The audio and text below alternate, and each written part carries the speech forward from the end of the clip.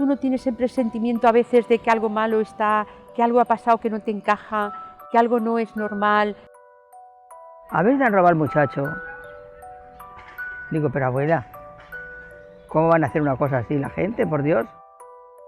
Que a lo mejor está muerto, que a lo mejor murió, pero es que se sabe que no, de la manera que nos dicen las cosas, que no tenemos nada, que mi madre no dio a luz. Pero ¿cómo son ustedes tan sinvergüenzas? Yo de pequeña siempre me acuerdo, le preguntaba a mi abuela, abuela, ¿y mi hermana entonces dónde está? ¿En el cielo? Decía, no, ella está en el limbo, porque los nenes que no se bautizaban iban al limbo. Ningú s'imagina que li estan furtant un fill. Han jugat en la gent. Un xoc macabre. Quiero saber qué pasó, si me abandonaron, si me dieron, si me vendieron, si tengo hermanos. Quiero saber.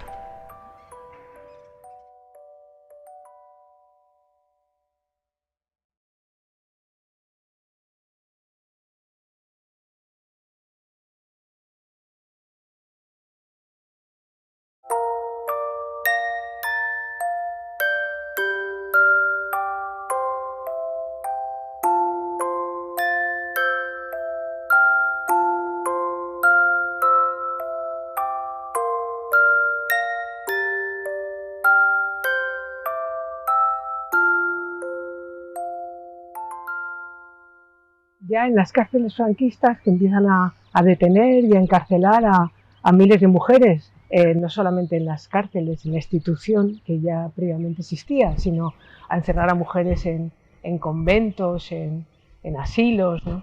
Empieza a producirse como el control de las mujeres y el robo de los bebés. Vallejo Nájera, el psiquiatra franquista, consideraba que la disidencia era un trastorno mental. Era un psiquiatra que había sido formado también en Alemania, era un pronazi. Él establecía en sus publicaciones que existía un gen rojo. Las madres rojas, las madres republicanas, las madres comunistas, anarquistas, tenían que ser separadas de sus hijos, de sus bebés. Y hay casos incluso que esperaron que las madres parieran para fusilarlas, ¿no? Es el caso de María la Jabalina, de Sagunt.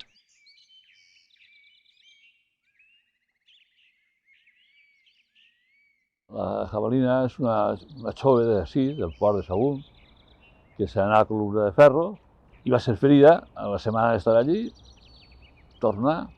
Quan arriba al final de la guerra, ella està en Cieza i allí està el seu nòvio també. Jo crec que allí se queda embarassada, perquè quan acaba la guerra i en seguida la denuncien, en seguida la fiquen en presó, ja al poc de temps ja diuen que està de 7 mesos.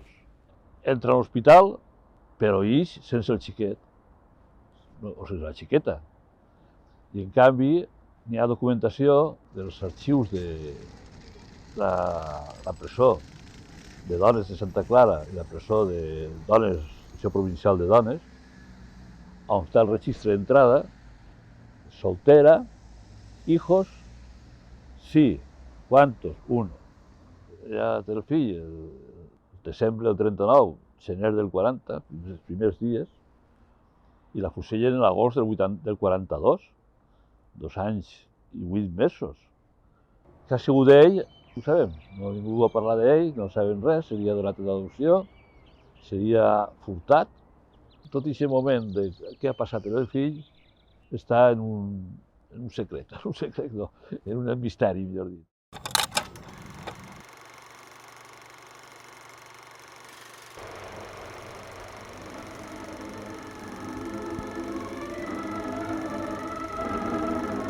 Esta política, que se estableció así directamente en relación a las mujeres encarceladas, a las presas, tuvo también su versión para las mujeres que no habían sido detenidas, no habían sido juzgadas ni condenadas por disidentes, sino mujeres que eran disidentes, digamos, sociales, ¿no?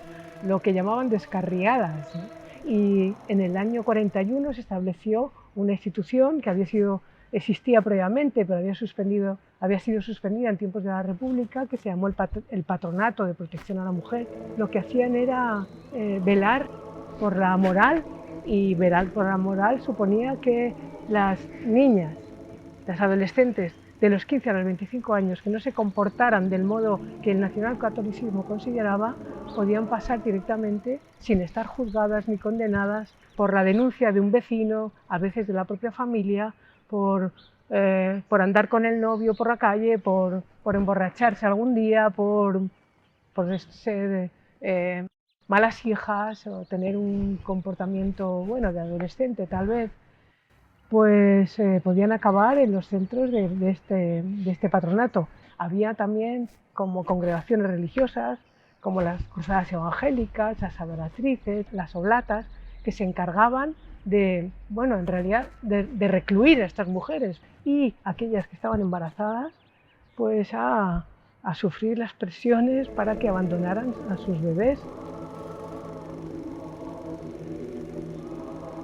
Parece insólito, pero es verdad, eso es lo que hicieron, ¿no?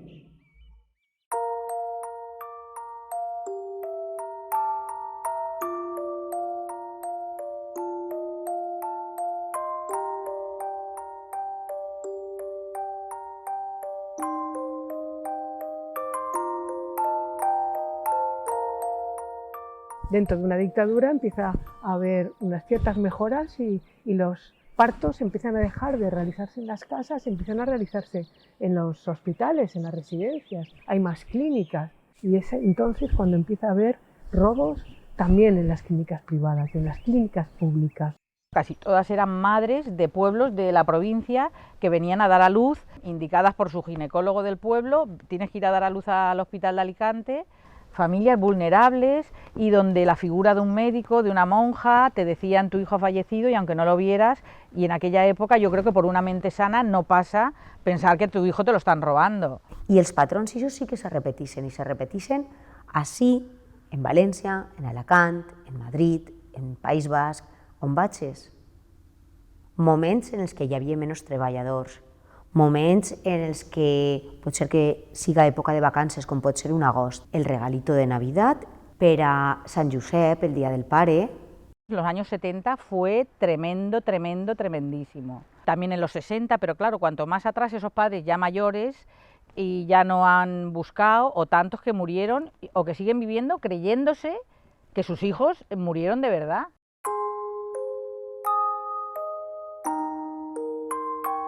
Tuve una hija en el 1977. Nació bien, a la hora, a las 2 horas, entra una monjita y me dice, la niña no llora, la niña se está quejando, no la tenemos que subir. Cuando vino mi marido por la mañana le dije, mira a ver, que se han llevado a la niña, han dicho que estaba mal. Y la vieron en la incubadora, con muchas incubadoras alrededor, y ella toda llena de gomas, que no se veía lo que era. A mitad del mediodía lo llaman, que se viniera otra vez al hospital, que la niña había muerto. Y cuando vino tampoco, no la dejaron verla.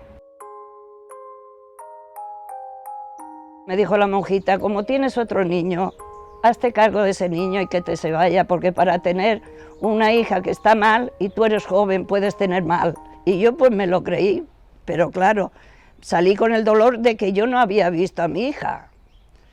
Y bueno, lo pasé muy mal porque después en casa pues no podía quitar la cuna ni la ropa. Tuvo que venir mi hermana a ayudarme.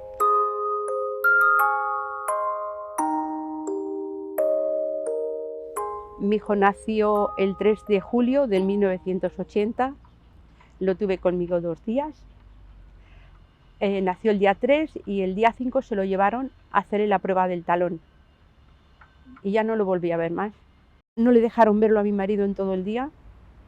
Nada más fue llegar a Villena y lo llaman por teléfono que el niño había fallecido. Subió, habló conmigo y me dijo, pasa esto.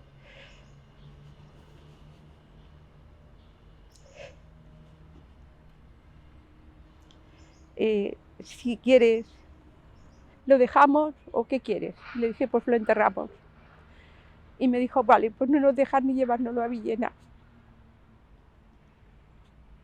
Y lo enterramos en Alicante.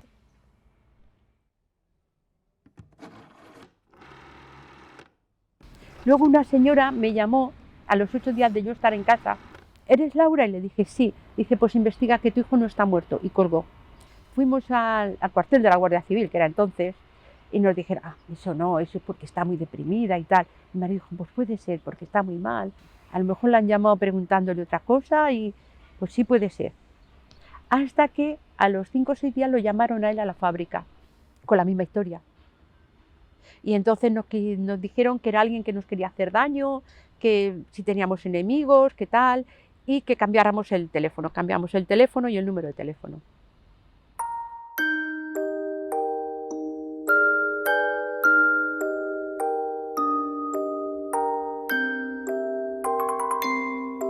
Yo era de allí, de Tomelloso, que venía el chiquillo atravesado, no sé cómo.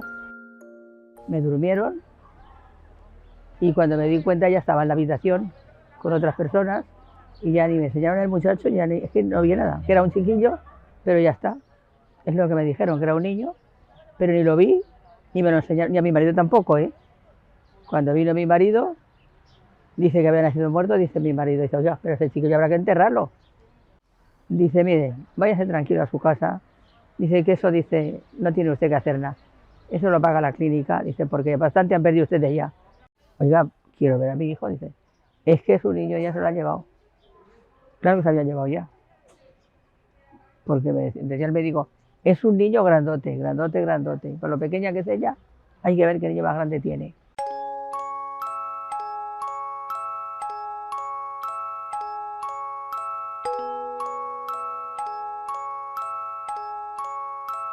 Ma mare estava embarassada de 8 mesos, es va ficar de part, per la nit va anar una monja a veure-la a l'habitació, a veure'ls a l'habitació, i li va dir que, bueno, que la xiqueta havia mort perquè, com era de 8 mesos, doncs tenia problemes de pulmons, que els pulmons no els tenia ben acabats de fer, de madurar.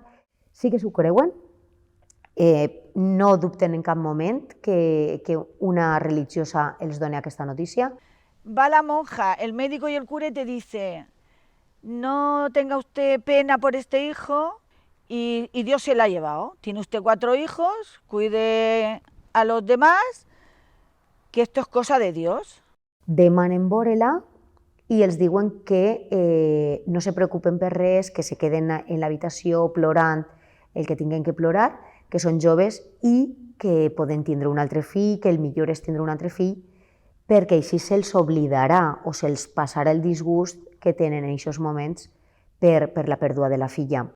Mi madre se encontraba, ella dice hoy en día que se encontraba tan débil, que es que parece como que no le estaban dando la noticia con la gravedad de lo que era esa noticia. Tu hija ha fallecido, luego entiendes que a estas madres las tenían medicadas para que estuvieran fuera de la realidad de lo que estaban viviendo. A l'hospital es van conduir a una sala àmplia on hi havia 2 homes de bata blanca i recorre d'una espècie de tota la paret que tenien com càmeres frigorífiques, va obrir una, mirava una etiqueta, després altra, i tot molt a pressa es van donar una mena, això era com un pam, que era una tela pardusca, com blanca, bruta o beix. Ahir no es veia, només que era com un fetus, això no era la meva germana. I ràpidament l'altre home que tenia una caixa com de sabates, la va ficar, la va presentar i li la va donar al meu pare. Cuando mi padre viene a mediodía, le dicen que la niña ha fallecido, compró o le dieron una cajita de madera de conservas de la época que llevó al hospital, la entregó y a las 2 horas más o menos se la devuelven toda claveteada con el supuesto cuerpo de la niña en su interior y le dicen que tiene que ir al cementerio rápido porque cierran a las 5. No te permitían llevártela a tu pueblo a enterrar, no, tenía que ser obligatoriamente aquí. En fosas comunes, pero si tenemos un seguro que estamos pagando, que podemos tener nicho, que podemos ir a visitar a nuestro hijo. Pero claro, temían que con el tiempo cada uno tuviésemos nuestros nichos y ahí pudiésemos ver que no hay nada. Coneixeu el conte, no? El traje nuevo del emperador. ese protagonista me atormenta. Yo me sentía tan cobarde, porque claro, yo decía, ¿por qué no vais a cridar? Com ese xiquet, el rey está desnudo. ¿Por qué no vais a cridar? Es mentira, esta no es. Pues porque tenía 30 anys. Però ese sentiment de culpabilitat, per què no vaig ser valenta en ese moment? No ho sé, és que no podia entendre què passava. Clar, jo mirava a tots altres que eren majors que jo, mirava al pare, a l'oncle, a la germana. Per què callen tots? Això que ens han donat no és la germaneta.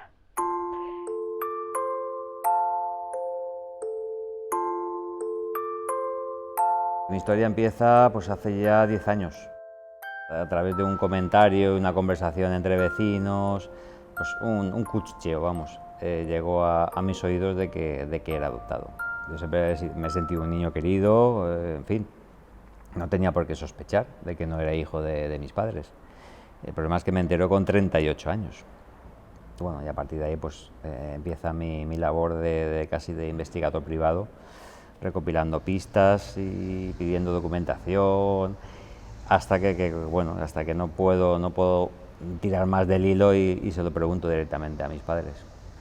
Me dijeron que sí, que me adoptaron, que no podían tener bebés, que por medio de un cura y una monja y un médico tal, y pagando dinero por medio, pues ellos tenían ganas y ansias de tener un niño y no se lo pensaron y me adoptaron.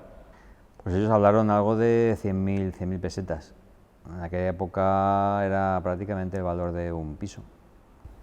No habían listas de espera, nadie te preguntaba, ibas con el dinero, pagabas un poco más, te hacían pues lo que me pasó a mí, ¿no? Te inscribían a ese hijo como tuyo, como biológico, y bueno, incluso se podría hasta elegir, ¿no? Hasta decían, ¿qué quieres, niño o niña? Y bueno, y con dinero en mano, pues comprabas a un bebé, un ser humano, como si fuera un animal. Hoy, en la comunidad, le ponemos rostro a los niños robados. Vicente Martínez, sí, hola, llevas 15 días que no sabes muy bien dónde estás, ¿no? ¿Qué te ha pasado, Vicente? Pues que hace 15 días mis padres me han confirmado de que he sido adoptado, robado, en fin. Lo que hago es salir en medios de comunicación, que pienso yo que en aquella época era lo único que tenía yo para que mi noticia saliera a los medios, y con la esperanza de que en 2, 3 semanas, un mes, pudiese encontrar a mi familia verdadera, vamos.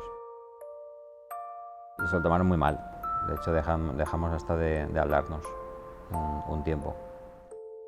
Mi madre adoptiva falleció, ni me enteré, ni nadie me dijo nada de mi familia, ni mis primos, ni mis tíos, nadie me avisó, ni nadie me comentó nada. Murió, la enterraron y fuera. Me enteré a los 3 días después, o 4, porque me lo dijo un vecino, vamos.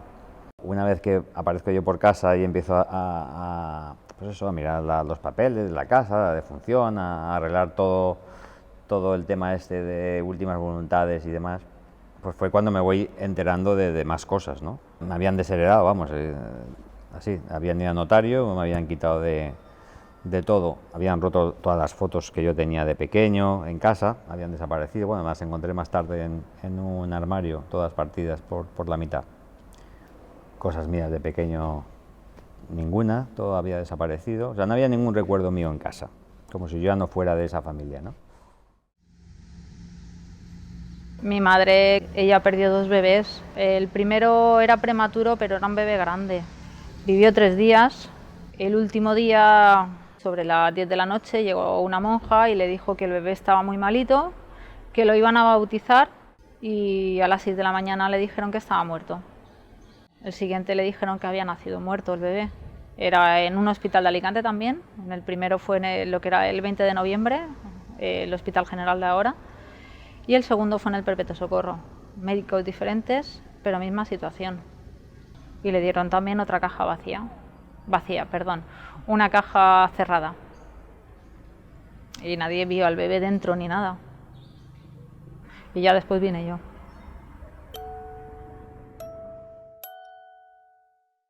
Conozco que soy adoptada desde que tenía 8 años.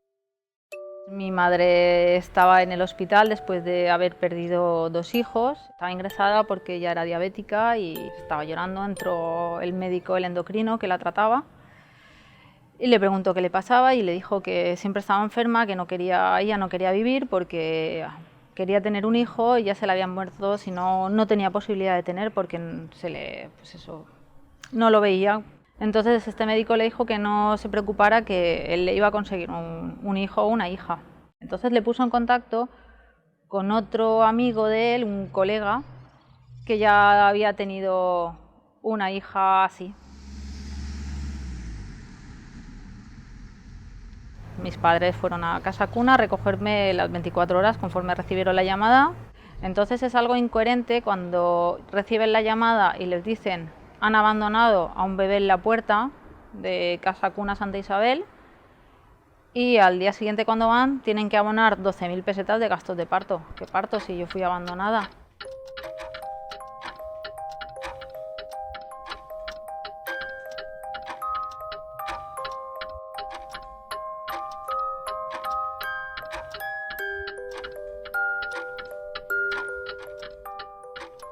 Tiempo y tiempo y tiempo, y hasta que llegó en el año, cuando quién sabe dónde salió eso, dice mi marido, oye, que ese caso es como el nuestro, salieron varios casos, y dije, desde entonces dije, ya está aquí.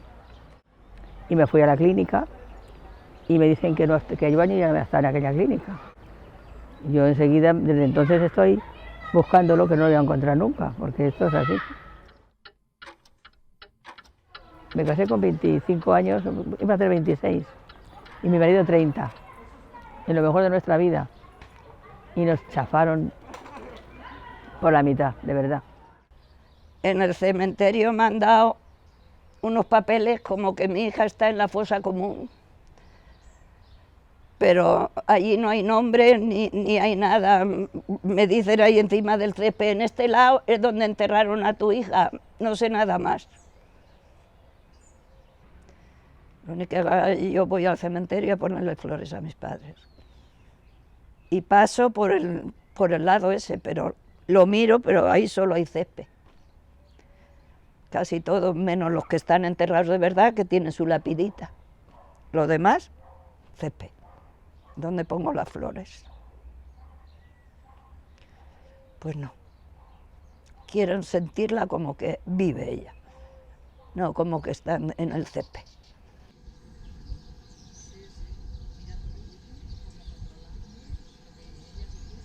Cuando en 2010 aparecen estos casos, se te enciende la bombilla y dices, pero esto es lo que nos pasó a nosotros, esto es lo que os pasó, lo que mis padres contaban.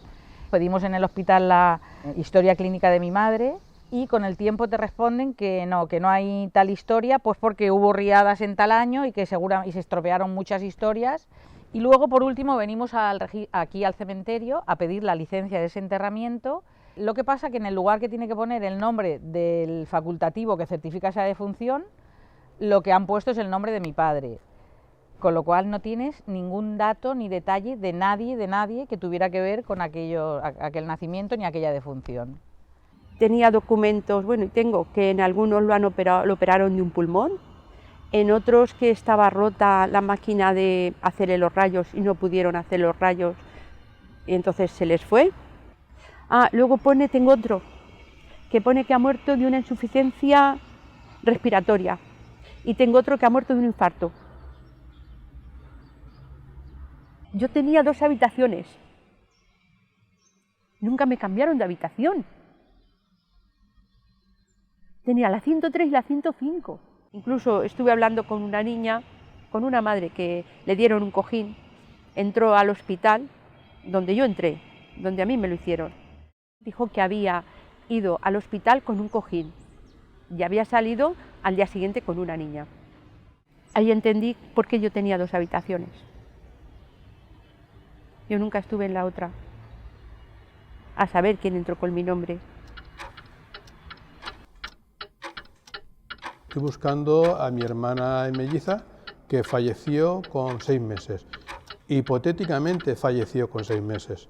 En verano se puso malita, con diarreas, y en Paterna, donde yo vivía antes, pues no había médico de urgencias, y la derivaron a Sanjurjo, al Peset, el Peset ahora, que antes era el Sanjurjo, ¿no?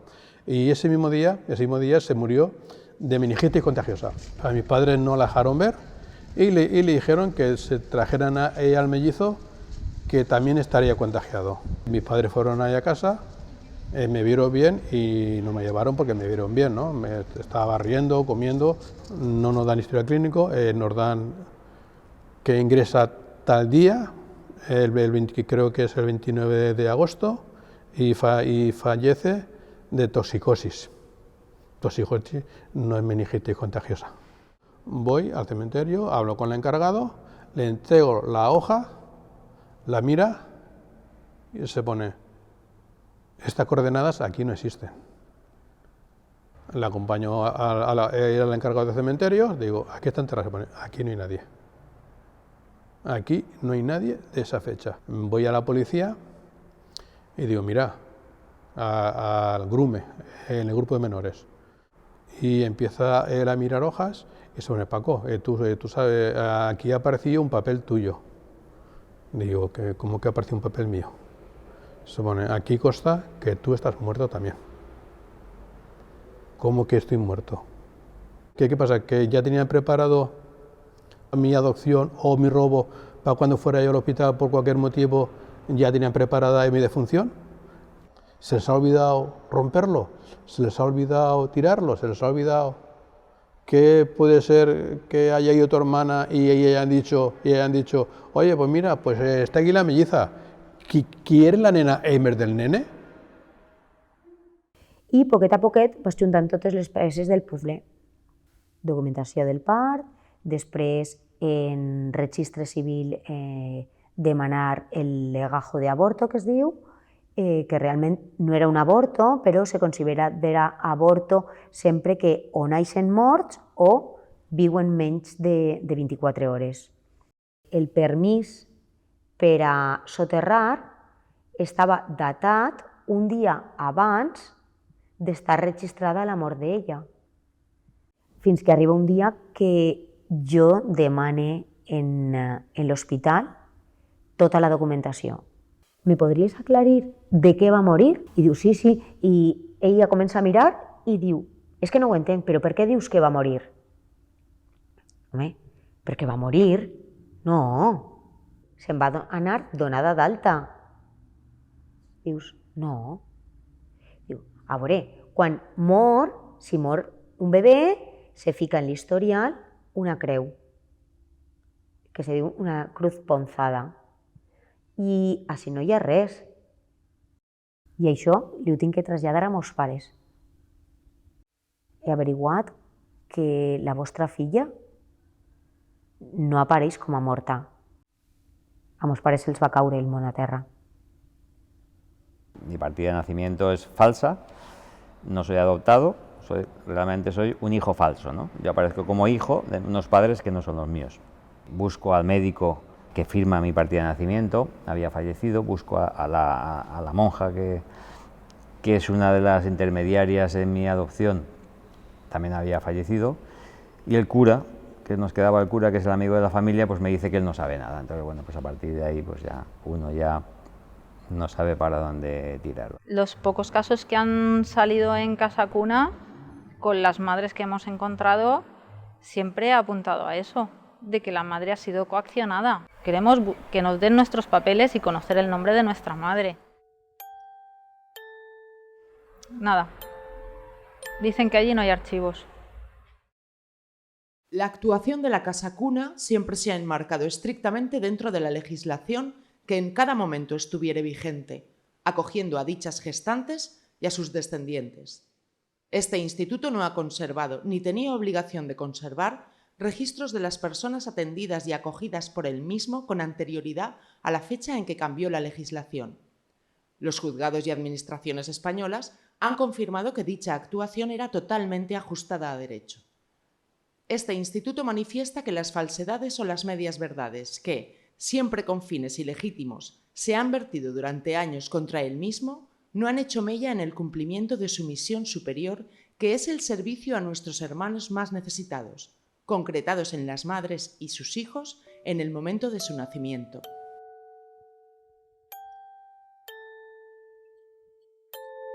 Cementerio. Esta parte de aquí le parece que no está demasiado en la esquina, ¿usted no recuerda? Aún así, a sus 81 años, Antonio Picó no ha podido olvidar el lugar en el que enterraron a su otra hija, la gemela de María José. Más a la esquina. El fiscal ordenó la exhumación. Era la primera que se hacía aquí, en Alicante, y no sé si en la Comunidad Valenciana. En esa impronta, que es la señal que dejaba esa cajita en la tierra, no hay nada, no hay restos. Podemos pensar que está vacía o que por el movimiento de la tierra esos restos están por ahí. Hasta el metro más o menos de profundidad que se hizo, y es donde apareció los restos del único bebé que apareció en toda esa fosa. A los 11 meses nos dicen que esos restos de bebé no tenían filiación con mis padres, con lo cual no era mi hermana, pero qué mala pata que había un huesecito de otro individuo, en concreto un fémur de otro segundo individuo que estaba ahí junto con los restos de ese bebé. Entonces no se podía decir rotundamente que no estaba mi hermana ahí, ese fémur podía ser de ella, pero con la mala suerte que estaba contaminado y no se le podía hacer el ADN. Recuerdan seguro este caso que hemos seguido desde hace ya tiempo, porque hace más de un año se realizó una exhumación en ese mismo cementerio. Entonces el fiscal nos dice que han venido unos nuevos empleados al cementerio y que ellos consideran que en vez de haber 24 filas en la fosa común, hay 25. Eso quiere decir que no fue correcto el lugar donde se exhumó la primera vez.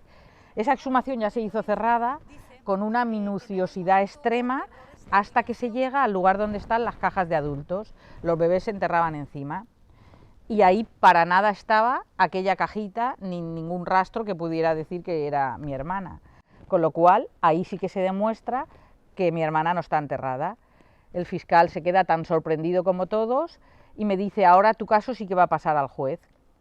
A los 3 días me dice que no, que le han dicho que no va a pasar al juez porque no vive ningún enterrador de la época, con lo cual no saben qué pasó con la cajita, qué hizo el enterrador con la cajita.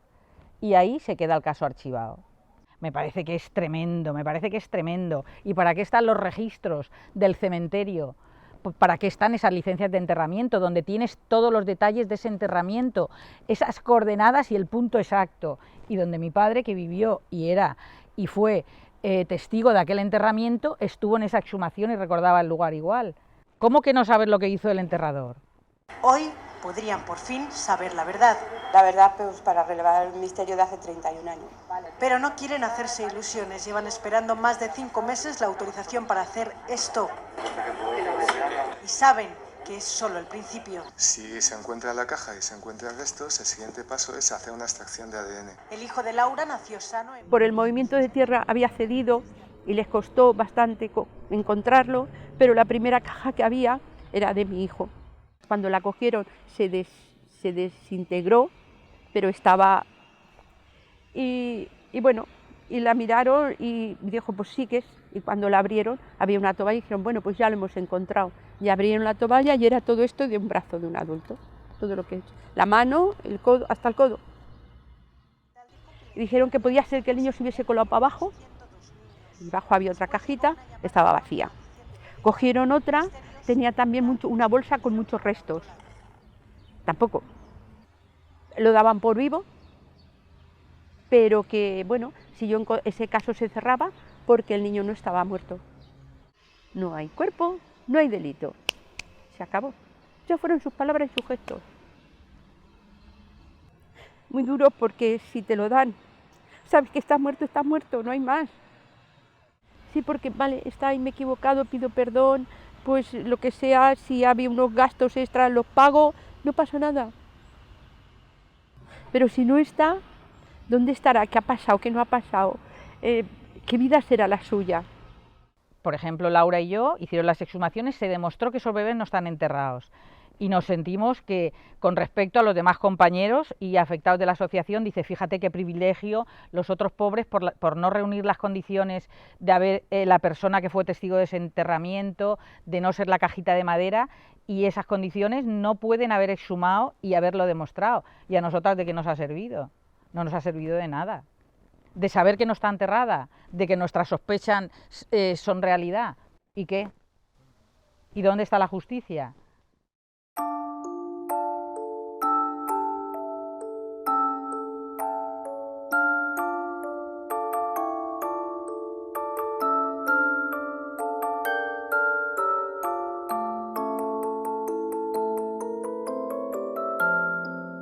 Les investigacions van durar 2011 i 2012. Vaig incoar 21 diligències d'investigació penal. 12, per lo menos, es va acreditar al meu criteri de que no havia hagut sostracció. És dir, que el bebè estava enterrat on devia estar enterrat, estava al part d'enterrament, estava la llicència d'enterrament, estava al part del metge firmat dient que s'havia mort i l'historial mèdic en l'hospital. Sols va haver un cas que es va procedir a l'exhumació. Eren uns ocells molt menudius que es van enviar al laboratori corresponent i la prova d'ADN va demostrar que corresponien als denunciants, als pares. I després queden un grupet de 5 o 6 casos, de 4 o 5 casos, que són sospechosos. En un cas me'n recordo que ni s'acreditava el naixement ni s'acreditava la defunció.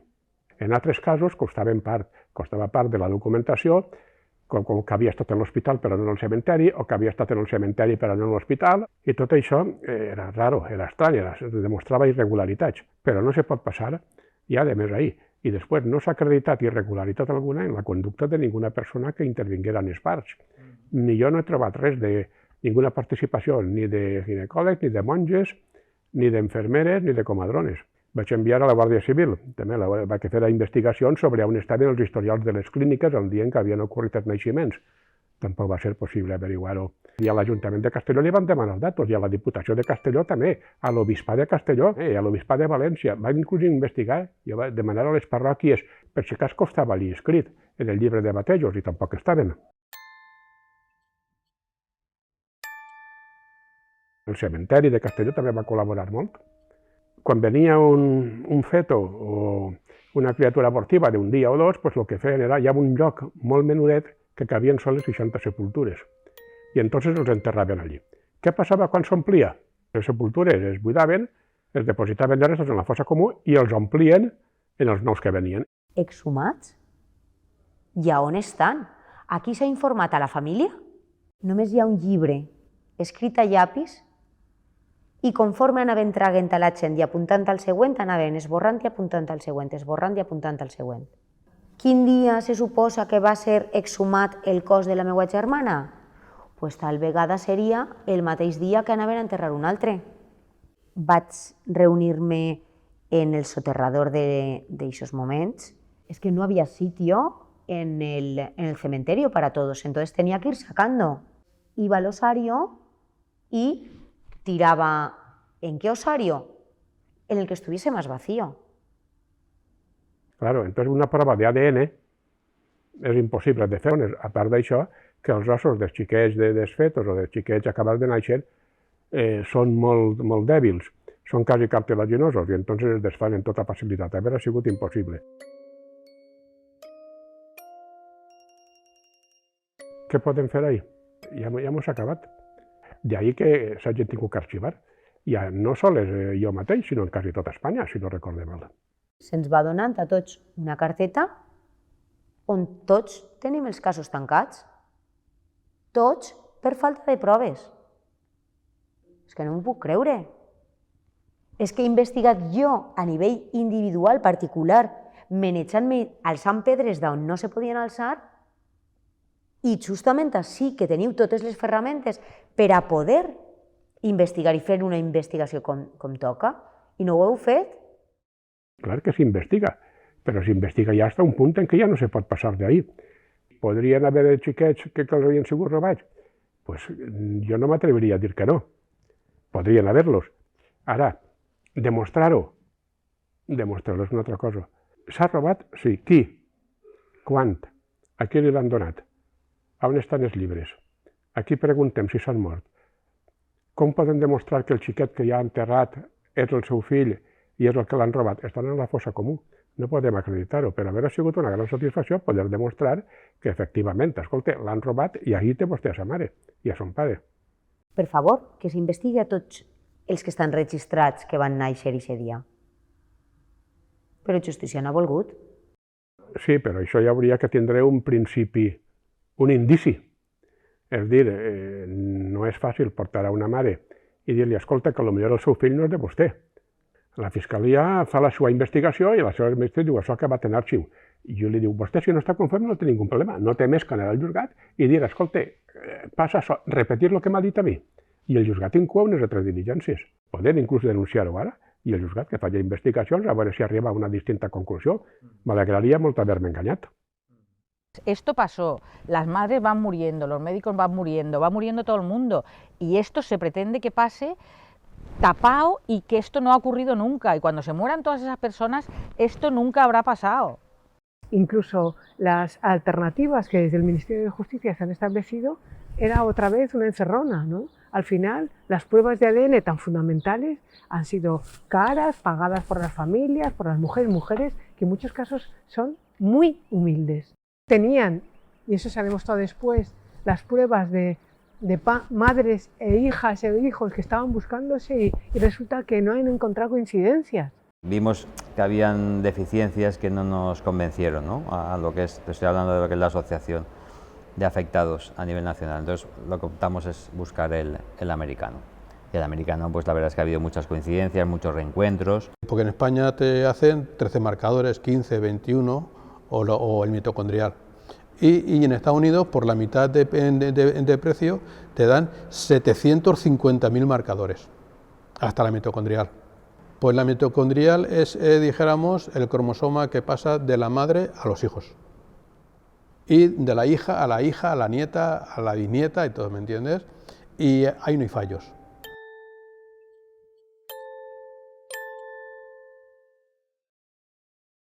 El que cal és que això se faci públicament per laboratoris públics. Nosaltres ho tenim en la nostra llei de memòria democràtica, nosaltres pensem que no se pot perdre ni un minut més i per tant nosaltres ho anem a ficar en marxa. I que tenim molt clar, a més, que s'ha de conèixer la història, primera, com una garantia de no repetició, de que no torna a passar en aquest país el que va passar, i després per reparar dins de les possibilitats que se pugui reparar, però sí per almenys que se puguen trobar en els familiars, no? I també aquests xiquets i xiquets que han sigut furtades que tinguin el dret a la seva identitat.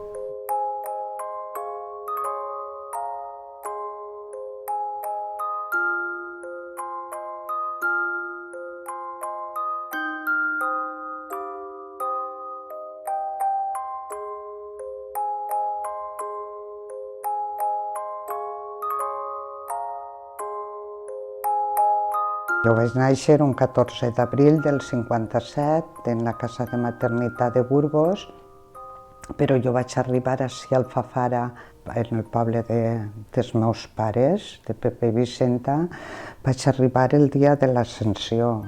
Soc una xiqueta a adoptar. Ma mare era una persona jove, menor d'edat, entonces van decidir per ella, uns familiars prou directes, que si era una vergonya o el que es deia entonces, que eixa xiqueta se'n tenia que anar i que refer a la vida, pense jo, va passar molt mal. Els meus pares, Pepe i Vicenta, m'ho han donat tot, m'ho han guardat tot des que era menuda. Per això he tingut la sort d'encontrar a la família biològica. Més que fer o anar-se'n a Burgos sense saber en concret què buscaven, van dir, ens ho porta algun advocat. Un any i mig o 2 anys, es va resoldre molt pront, fent tots els tràmits i fent totes les coses. Van començar a tocar els germans. Es que soy tu hermana Raquel, es que soy tu hermano Miguel, es que soy tu hermano... I és que anaven dient els noms i era com, no ho sé, jo només sabia el nom. No vaig saber treure ningú telèfon, no vaig saber, estava noquejada completament, perquè em van desbordar. Recorde que em vaig anar a comprar flors i vaig baixar al cementeri.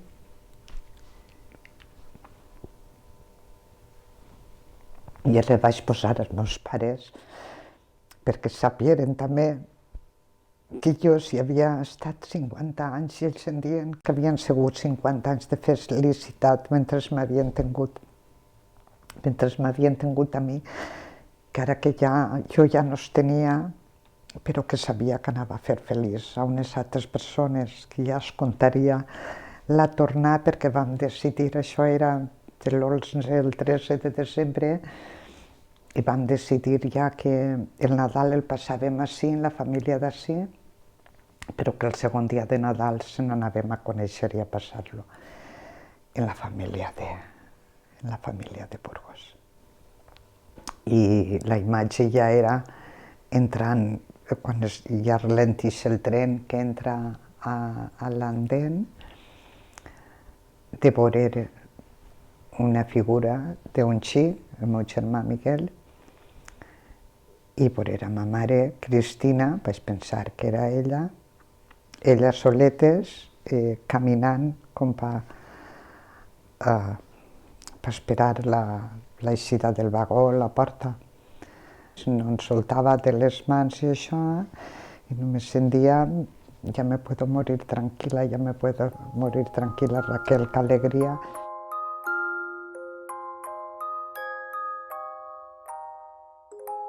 Una mare i 6 germans és el que he encontrat, és el que tinc.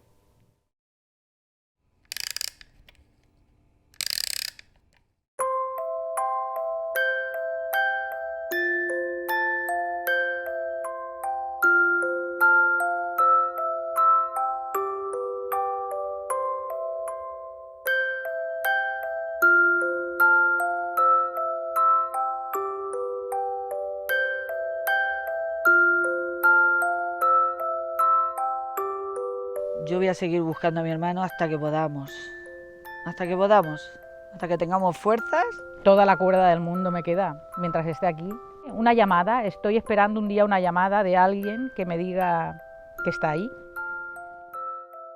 Si alguna vez encuentro a mi madre, no quiero echarle nada en cara, porque a lo mejor tenía sus razones para darme o no, pero sí que me gustaría preguntarle qué pasó i per què? Perquè podem viure en pau, siga com siga la veritat, per més dolorosa que siga. No és el mateix el patiment que el dolor. El dolor és físic i és real, es pot suportar, però el patiment és psicològic i no val per a res. Ma mare en el llit, quan estava morint-se, va dir: per favor, seguiu buscant-la. Aleshores dius, bueno, li ho devem. Jo vaig començar, tindré que acabar. Que la pueda ver antes de morir, solo para decirle que yo no la abandoné.